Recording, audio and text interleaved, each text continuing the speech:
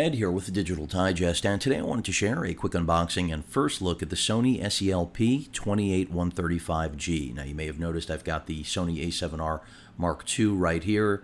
I also have the Mark III to the left. It's out of frame. Those are two cameras I will be using this brand new lens with. And while this lens is not a brand new offering from Sony, it is still a very compelling one. Currently retailing at roughly $2,400 US and originally launched at $2,500.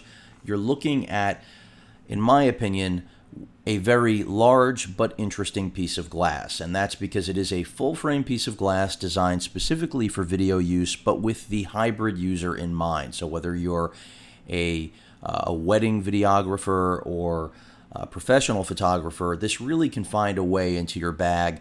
This is commonly known as the kit lens for the FS7, so you're getting up into the Super 35 video camera line. We're talking about professional grade, not consumer grade. And again, this is a large piece of glass, no question about it. You can tell from the box already.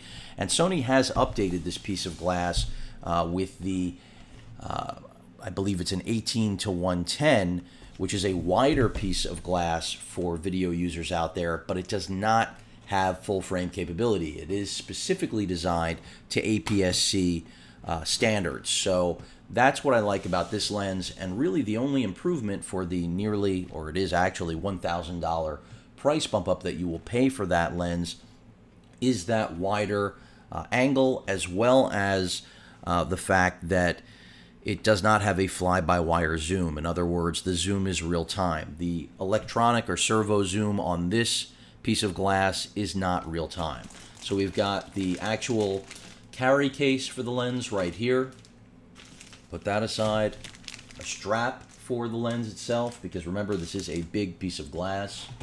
Let's go ahead and open this up. Here we have the lens itself, which I'm going to put aside. And it is big. Don't kid yourself. We have on the left-hand side part of the, I think this is the cover for the lens hood.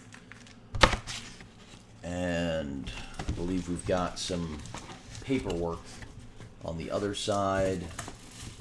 This is the balance of the lens hood assembly. Picture frame to box it up. And then we have our paperwork over here. So let me get this all tucked away, and let's take a look at the actual piece of glass. Again, this is a heavy hitter. This is not something for everybody. It's very large. But if, like me, you're looking for the best of both worlds, this F4G series, now it's not a G Master because G Master didn't exist when this lens was launched, but this G series piece of glass might be exactly what you're looking for.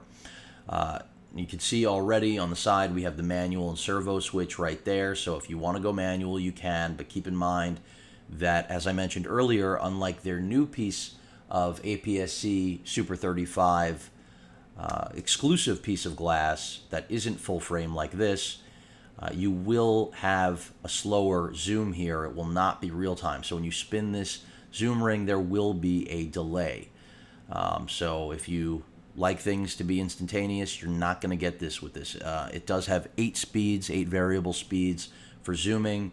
You can control the zoom right here with that toggle. You can also turn off the optical steady shot right there. You have your collar attached already. There's the loop mount for the strap that was included.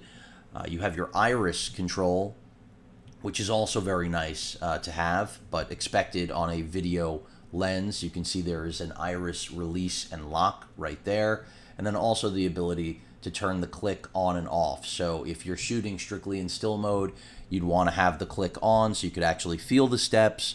If you're shooting in video, of course, you would want the click off so that you can smoothly transition the iris without actually having it be audible to your rig or however you're shooting. Now, Sony apparently has put just a actual piece of plastic over the lens. I would have liked to have seen something more than this.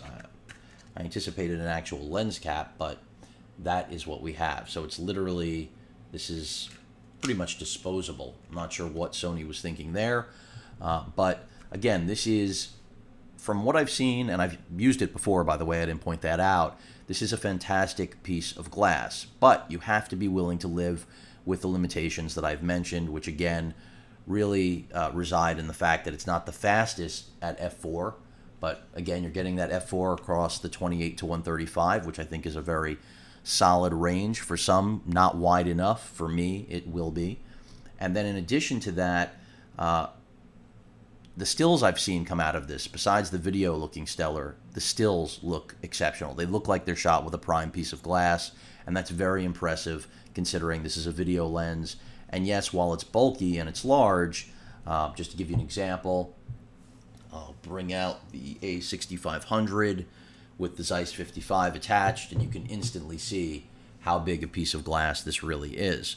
But mounted to an A7S, A7R, you really do have a video machine. Of course, this is also compatible and kitted up, as I mentioned before, with the FS7, a dedicated video camera that is Super 35 for 4K.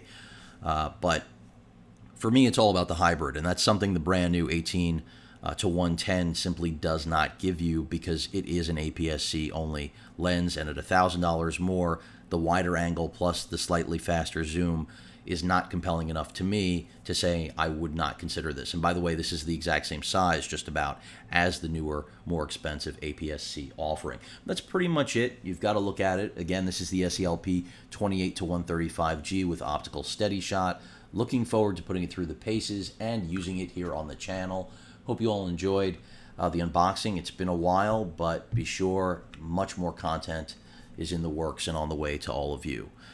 Thanks for watching. Please feel free to post a comment, hit that like button, and as usual, feel free to subscribe. Later.